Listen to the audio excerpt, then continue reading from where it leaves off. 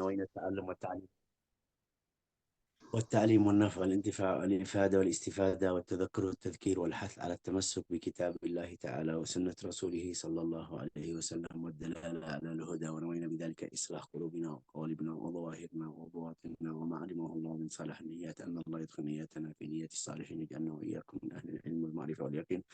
اللهم أكرمنا بالعلم، زينا بالحلم، جملنا بالتقوى والاستقامة، وأعذنا من موجبات الندامة بجودك وكرمك يا أكرم الأكرمين ويا أرحم. Kemarin sudah hampir khatam buku Aqidatul Awam. Tapi sebelum kita masuk ke bab yang terakhir atau bagian yang terakhir dari buku tersebut, yang pertama harus paham namanya akidah. Akidah itu yang namanya i'tiqad atau masuk atau balik ke i'tiqad. I'tiqad atau yakin, mungkin dalam bahasa Indonesia namanya yakin. Aqidatul awam. Ini lihat awam. Ada awam, manusia itu bisa jadi dua bagian. Awam sama lawannya. Lawannya itu yang muta'allim. Awam itu yang maksudnya ahli ilmi. Belajar tauhid, belajar hadis, belajar fikih. Jadi ini keluar dari kata awam.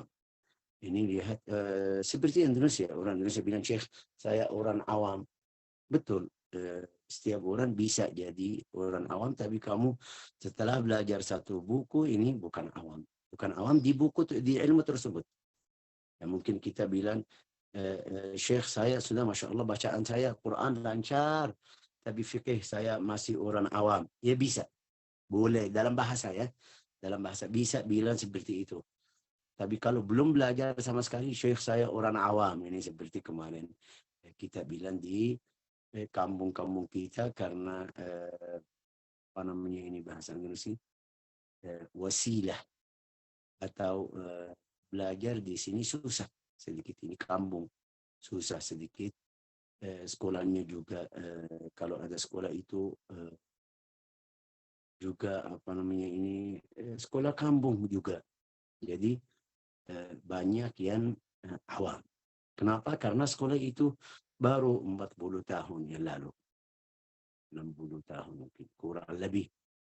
Baru mereka buat sekolah rasmi.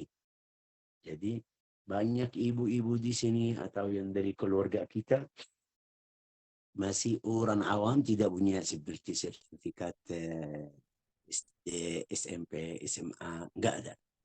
Itu yang masa kita aja yang 40 tahun ini, yang umurnya seperti saya, itu yang baru dapat ijazah. Waktu saya datang ke Indonesia, saya lihat ini berapa orang yang umurnya sudah tua, mereka punya yang sudah profesor atau doktor atau mungkin guru biasanya, ijazah SD, SMP, SMA. Itu luar biasa dari kita. Itu ada beberapa sebab, tapi hasilnya itu namanya awam. Jadi ini di sini bilang samaituha aqidatul awami. Samaituha aqidatul awami. Kenapa? Maksudnya di kata itu tidak banyak, saya tidak jelasin seperti jelasin apa itu, seperti yang sudah menuntut ilmu, kasih jelas lebih, atau bahasa Indonesia detail atau macamnya.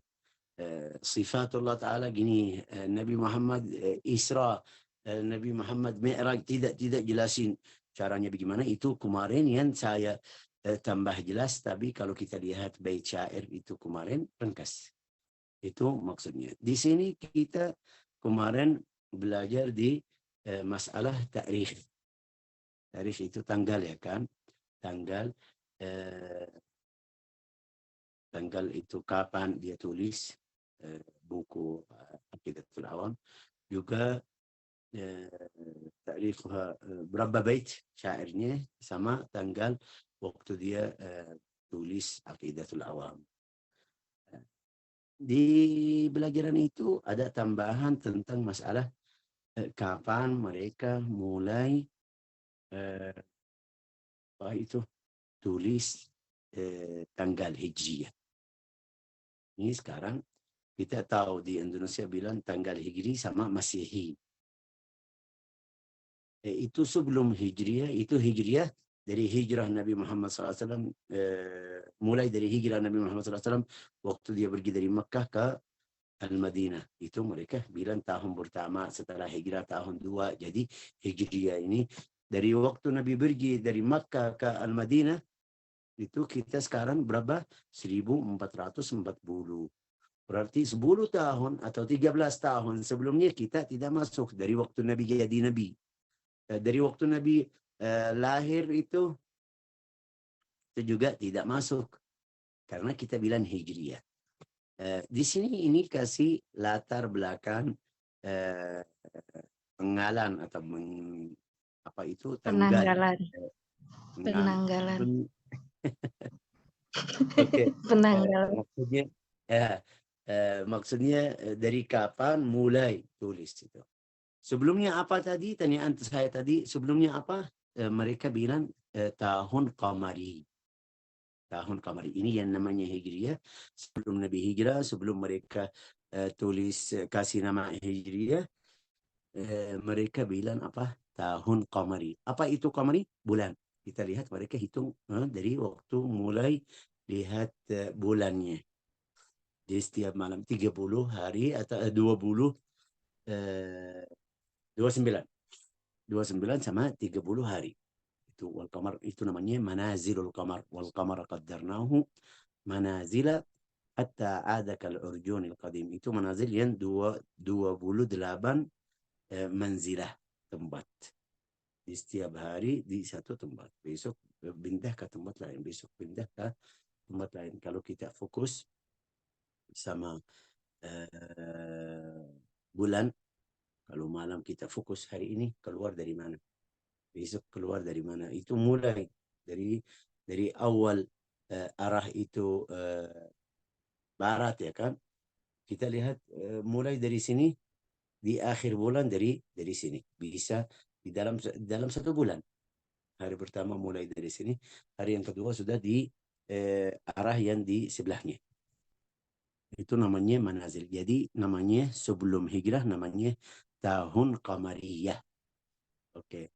Masihi itu yang namanya Masihi itu dari Miladul Masih. Dari waktu lahir Sayyidina Isa bin Maryam. Jadi mereka bilang tahun Masihi atau miladi. Indonesia bilang Masihi, kalau bahasa Arab bilang miladi. Artinya apa itu miladi? Dari waktu milad Sayyidina Isa alaihi salam. Dari waktu Sayyidina Isa lahir sampai sekarang berapa itu? Sudah 2023. 2023. Itu dari waktu lahir Sayyidina Isa alaihi salam. Ini ada cerita karena yang pertama tulis itu Sayyidina Umar bin Khattab. Sebabnya apa? Utiya bisakin maktubun ila Sya'ban. Sak itu seperti berjanji. Itu ada dua orang, fulan lagi minta duitnya, bilang kamu sudah kasih perjanjian sampai Sya'ban. Ya, itu di setelah Sya'ban. Setelah Sya'ban orangnya datang kepada Sayyidina Umar radhiyallahu tabaraka wa ta'ala anhu. Sayyidina Umar bingung, Sya'ban yang mana ini sekarang? Karena setelah Sya'ban itu sudah di bulan Syawal. Sekarang Sya'ban yang mana? Sya'ban yang kemarin atau Sya'ban yang depan? Ya, itu tulis ini, lihat. Anna Umar bin Al-Khattab radhiyallahu anhu bisakin maktubun ila Sya'ban. Faqala huwa Sya'ban al-madi atau Sya'ban al-qabil?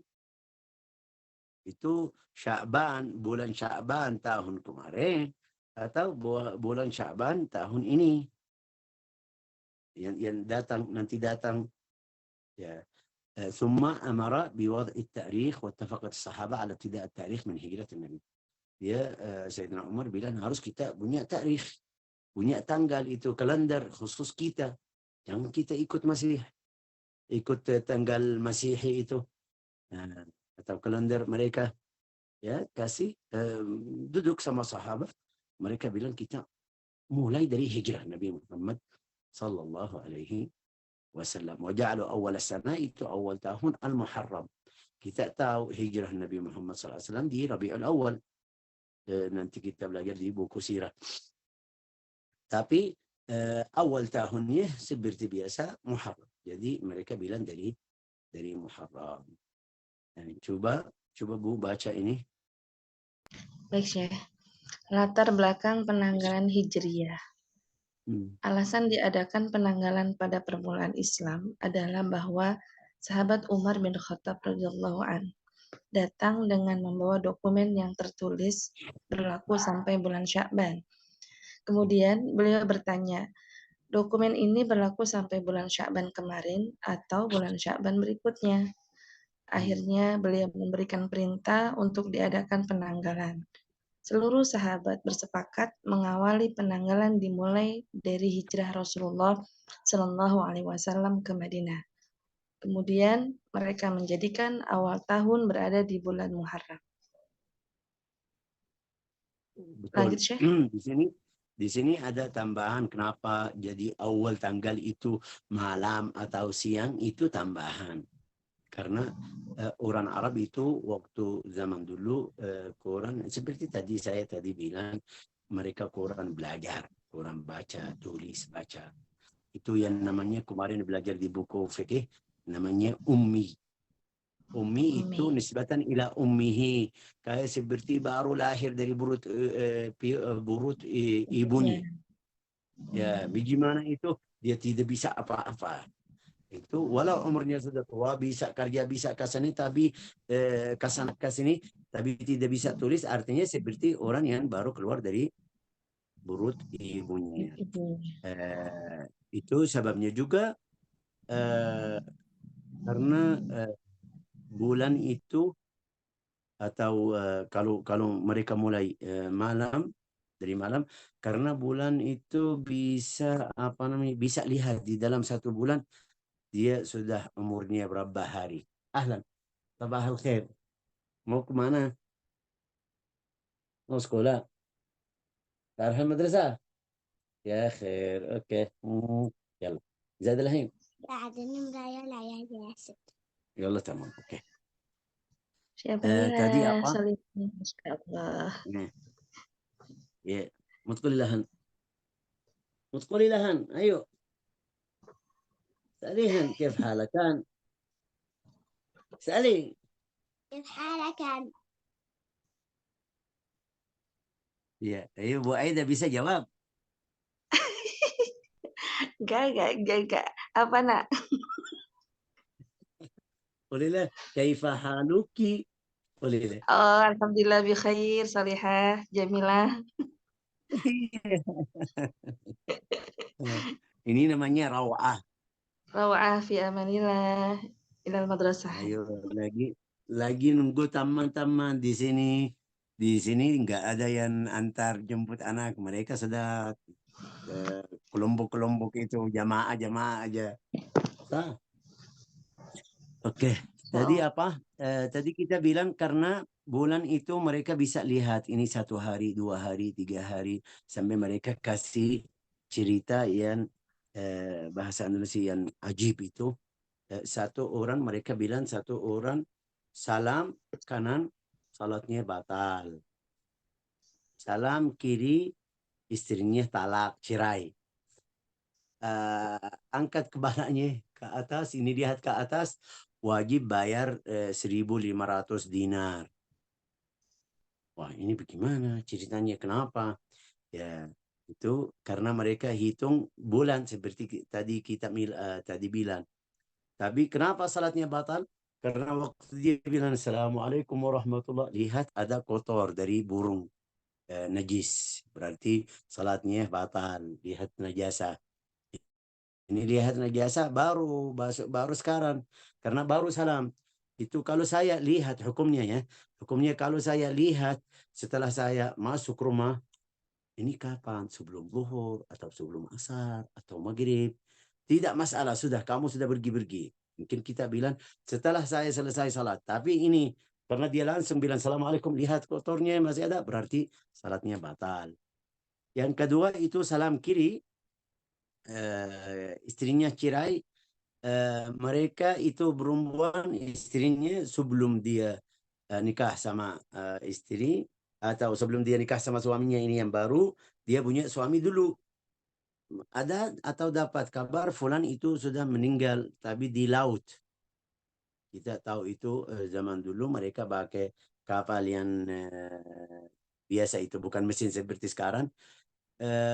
Rusak, ada itu bahasa Indonesia namanya apa itu, asifah Ustazah? Perahu, Syekh. Ya, perahu Hah? bukan? Bukan perahu, Perahu. itu asifah itu yang sampai hancur perahu itu di Oh, dalam. layarnya. Nah, hasilnya dapat kabar dia kemarin, dia di antara mereka yang mati di laut. Setelah dia salam, lihat suaminya datang, suaminya itu suami istri, maaf, suami yang dulu itu balik lagi. Otomatis istrinya cerai ya kan, karena orangnya masih hidup. Ya, yang ketiga itu, ini lihat, ini musibah, saya harus orang salah, istri saya cerai, angkat tangannya mau doa, ya Allah ampuni dosa saya kan. Ya, lihat eh, bulan itu sudah full, apa namanya, ya sudah sempurna. Ada berjanjian dia sama satu orang harus bayar hutang. Kapan itu? Di tanggal 15 dari bulan tersebut, atau bulan yang ada perjanjian itu. Jadi kenapa dia wajib 500? Karena hutang, 1.500 karena harus bayar hutang di tanggal tersebut. Mereka dari cerita ini, maksud saya orang Arab waktu apa namanya ini, zaman dulu mereka pakai hisab atau hitungan bulan. Matahari itu jauh. Kalau kamu mau ikut matahari bisa, tapi jauh. Manfaatnya itu untuk musim, itu untuk musim sa'a wahdah. La ilaha illallah. Itu kalau untuk musim ya bagus. Untuk musim apa hujan, musim kering, itu bisa lihat dari matahari. Oke. فقال صاحب الكتاب لأمي خذ ابنك فقد علم ولا حاجة. سميتها عقيدة العوام من واجب للدين بالتمام. أمور الدين أربعة كما قال النووي، أي علامات وجوده وقد نما بعضهم بالشعر الطويل. أمور الدين صدقا ini yang kita harus ambil pelajaran dari ini, ikhlas urannya di buku Aqidatul Awam. Ini seluruh uran yang mungkin ikut Asy'ariyah itu pasti mereka mulai belajar tauhid. Kamaik masruf. Mereka belajar tauhid pakai Aqidatul Awam. Seluruh dimanapun itu, lihat di Indonesia, ini lihat Indonesia luasnya berapa, mereka baca Aqidatul Awam. Di sini kita di Yaman, di Hadramut, di Adan, di apa itu, di Jabid, Kota Al-Hudaidah, itu belajar. Walhasil Ahlus Sunnah wal Jamaah paling banyak belajar Aqidatul Awam. Itu tanda apa? Tanda orangnya ahli ikhlas. Kalau orangnya yang tulis Aqidatul Awam itu ikhlas, manfaatnya luas. Oke. Juga harus kita perhatian sama husnul khatimah yang tadi saya bilang. Husnul khatimah. Husnul khatimah itu aslinya di tangan Allah Ta'ala. Tapi sahabat dalam satu hari tanya, wahai Rasulullah, kalau Allah Ta'ala sudah menciptakan ahli neraka, cipta ahli neraka, cipta ahli surga, kenapa kita masih harus salat, puasa, zikir? Artinya ini tanyaan mereka kayak, kalau saya ahli surga, sudah tidak perlu salat, puasa, zikir. Sudah ahli surga. Juga, na'udzubillah, kalau saya ahli neraka, kenapa saya masih juga capek ibadah atau itu? Sudah ahli neraka. Rasulullah bersabda, jangan. La i'malu fa kullun muyassarun lima khuliqalah. Kerjakanlah, itu Allah Ta'ala memudahkan untuk setiap orang yang di tempatnya. Tempat kamu di mana? Surga. Sudah, jadi Allah Ta'ala memudahkan kepadamu perbuatanmu baik, biar jadi di surga. Kalau kamu ahli neraka, sama. Nas'alullah as-salamah wal afiyah juga. Artinya apa? Kasih mudah untuk orang yang ahli neraka, dia ikut jalan yang tidak bagus biar jadi ahli neraka. Itu tanda juga, itu tanda orang mukmin. Sampai dalam riwayat hadis, setiap orang dalam riwayat hadis dhaif itu. Tapi ada beberapa riwayat lain sampai kita bisa paham. Setiap orang sudah bisa tahu dia ahli surga atau neraka, atau ahli neraka. Ya, dari mana? Dari bicara atau dari ucapan-ucapan manusia.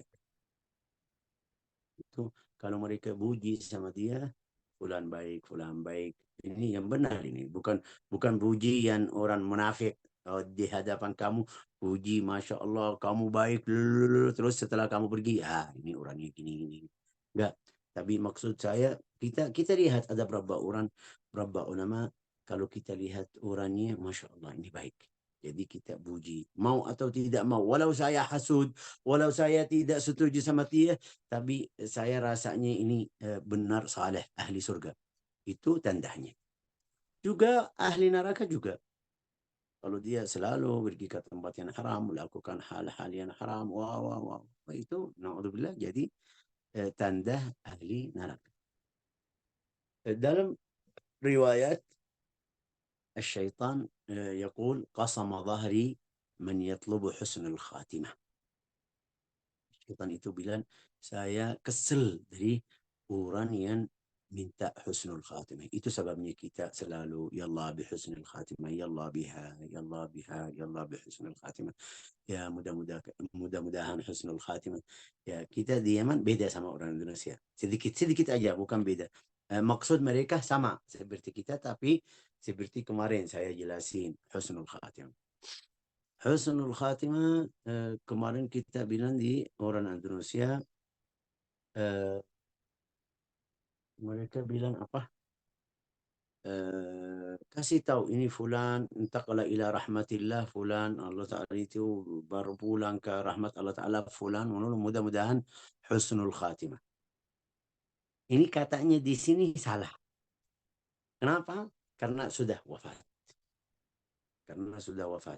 Kita sudah tahu dia husnul khatimah atau tidak. Yakin sudah kita tahu. Di hadapan kita itu sudah tahu ini husnul khatimah atau tidak. Husnul khatimah itu doa untuk depan, ke depan.